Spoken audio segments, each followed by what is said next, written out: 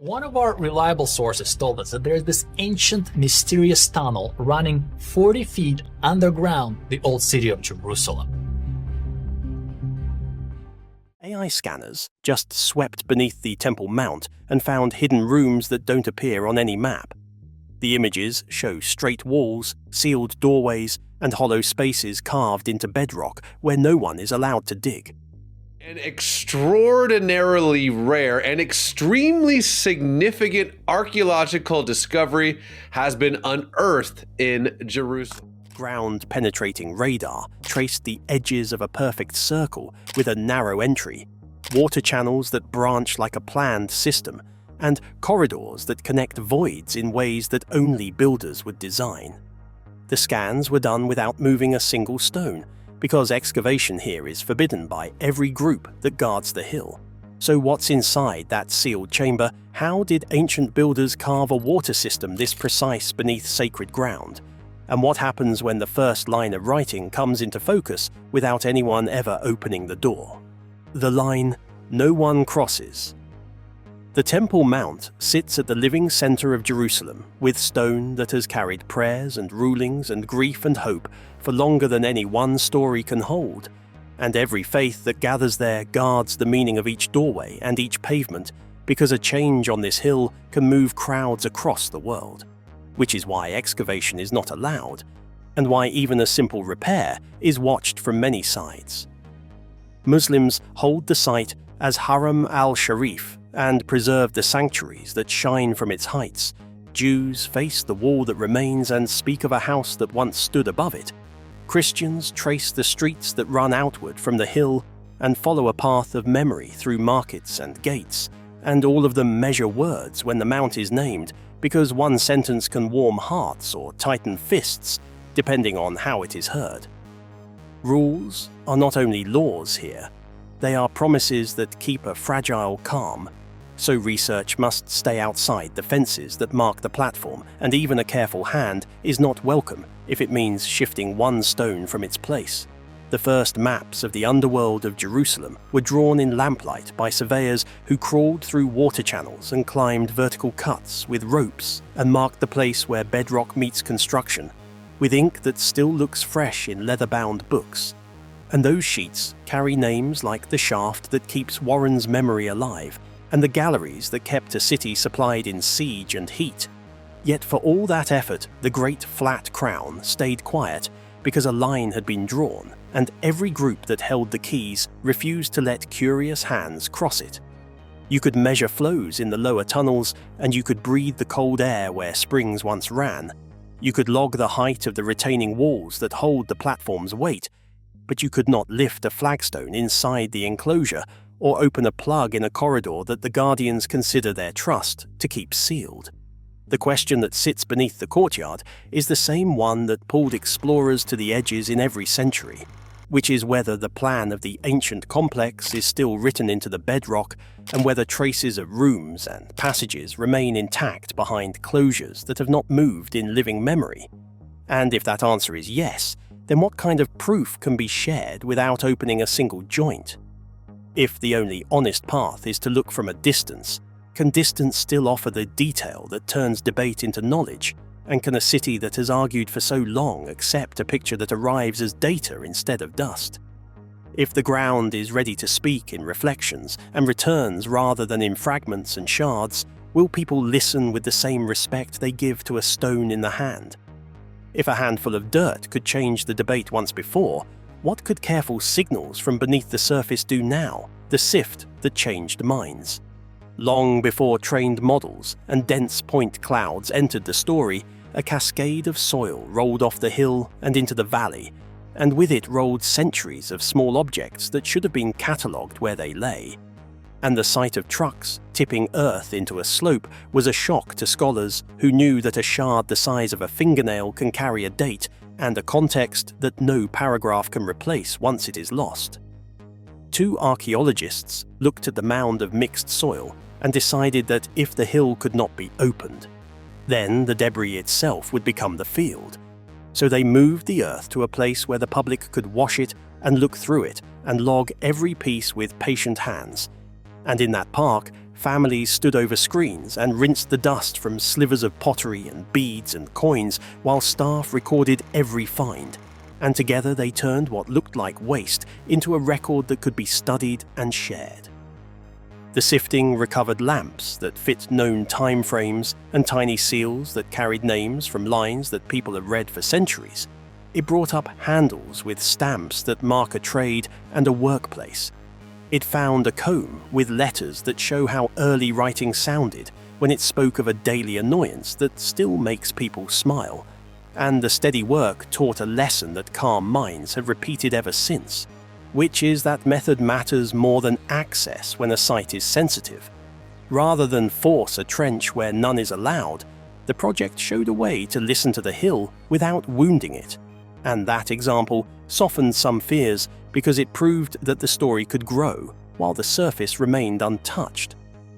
What the sifting did for the debate was to show that even a strict rule can yield knowledge if you are patient and creative and ready to invite the public into the work. And that shifted how many people saw the task because it turned the mount from a locked room into a library where the checkout desk sits under the sky. And the city learned that ordinary hands can rescue a past that seemed beyond reach. When people saw that a careful plan could gather truth without a single bruise to the platform, they became more willing to hear about other tools that could do the same. And that openness cleared a path for scanners to move where cameras and shovels cannot. By the time the idea of a coordinated scan took shape, there was a model for partnership, because the sifting had shown that openness calms nerves and that logs and tags and public reports build trust. So the radar work and the optical work began with memoranda that spelled out what would not be done as clearly as what would be done. And that clarity mattered as much as any instrument. If a pile of soil could give back names from priestly families and letters that show how people spoke about small life in a very old city, what might a field of echoes give back from sealed spaces that no one will open if the hill answered once through rescued soil? What happens when it answers through waves that pass and return without leaving a mark? The scan that sees through stone ground-penetrating radar works by sending pulses into the surface and listening for the echoes as they bounce from layers and objects. And when those echoes are stacked and filtered and corrected for moisture and temperature and material, they turn into images that look like shades of grey slicing through a volume.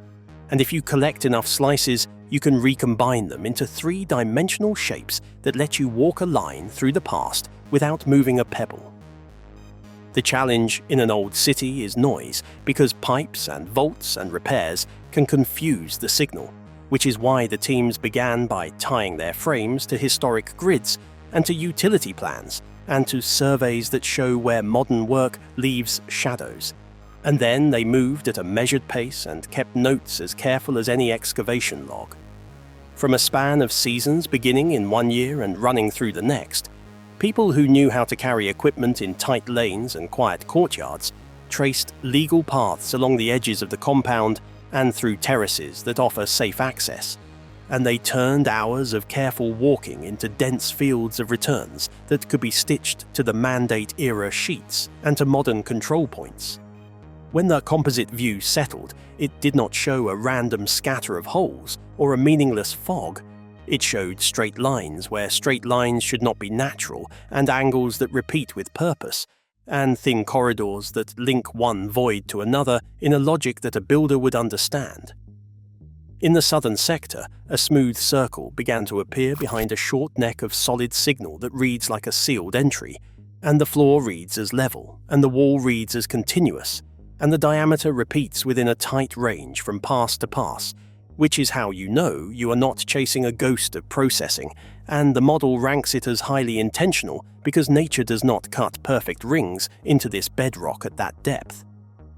Other features align with the needs of a functioning sacred precinct because the water lines read as a web that feeds points where cleansing would matter, and the broader voids sit where gathering would have meaning, and some shallow corridors curve away into older cuts where earlier builders left their signs. The most careful phase comes after the thrill because the teams run the harshest filters to see what survives, and they ask outside readers to try to break the interpretation before a single sentence leaves the room.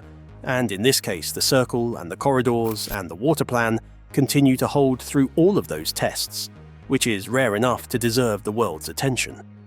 If a chamber with one approach sits under the paving and still holds objects that answer with the density of stone and clay shaped by human hands, then it would be a disservice to the city to look away, simply because the room is off limits.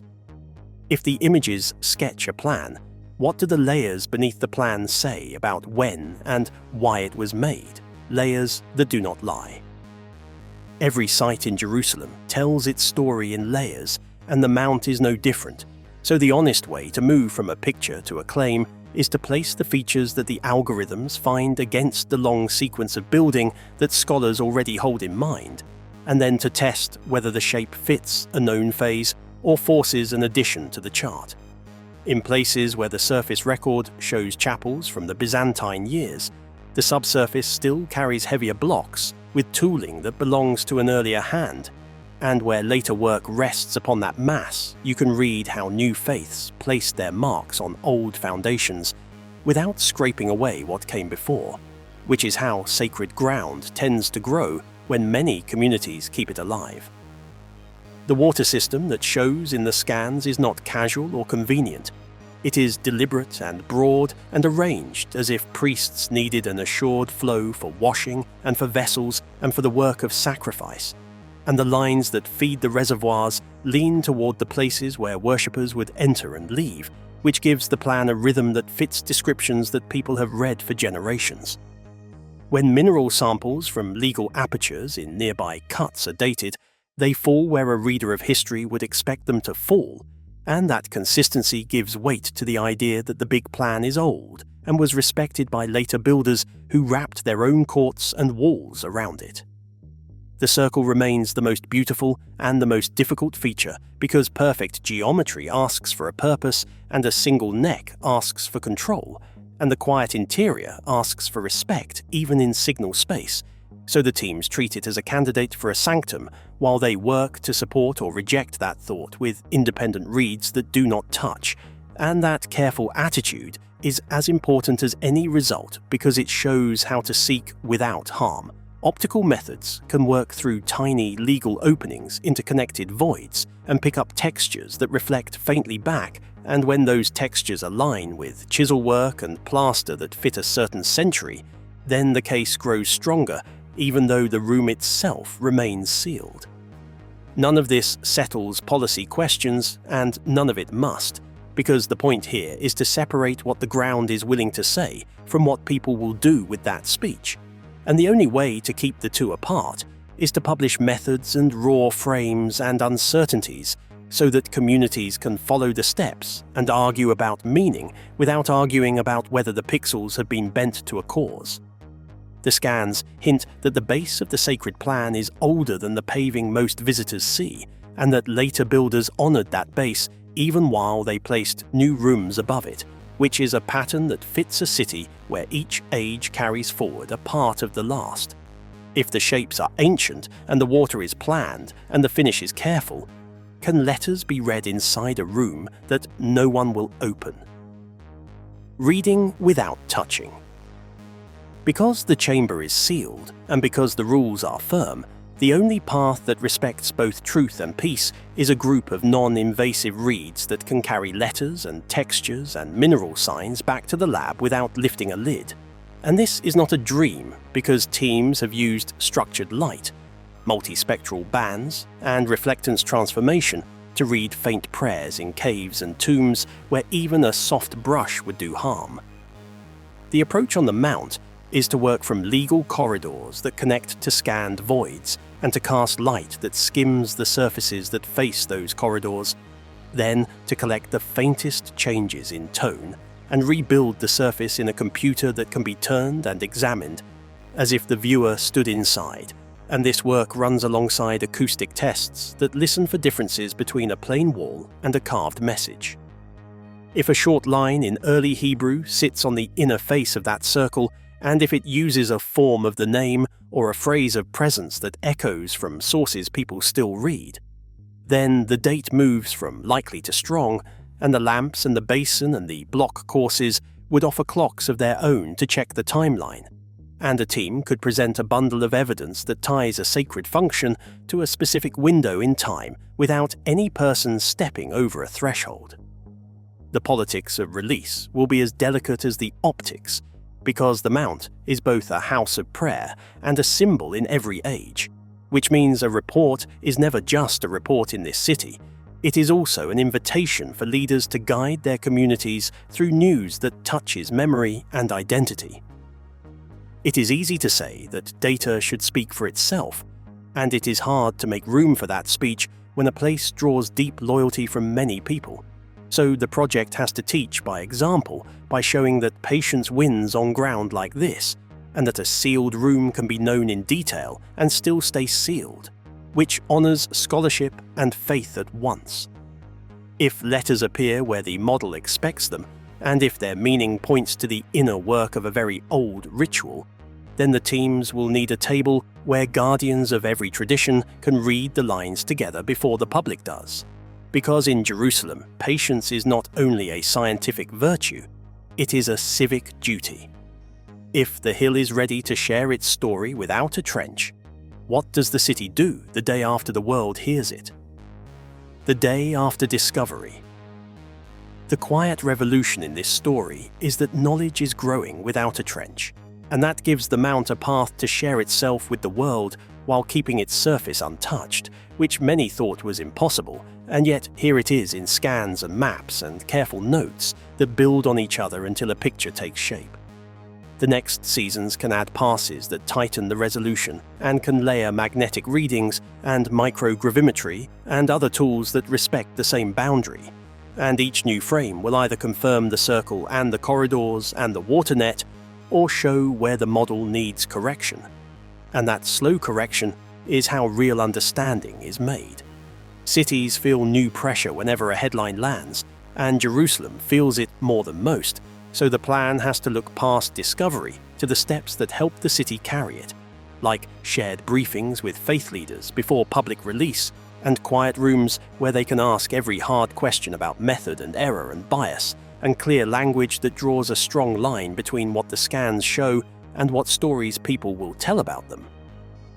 Guides will need scripts that explain why non-invasive work is not a trick, but a protection. Teachers will want images that they can show without inflaming fears, and guardians will want to know that the platform they watch will not face a wave of unhelpful demands. And all of that can be managed if the first release is measured and generous with detail.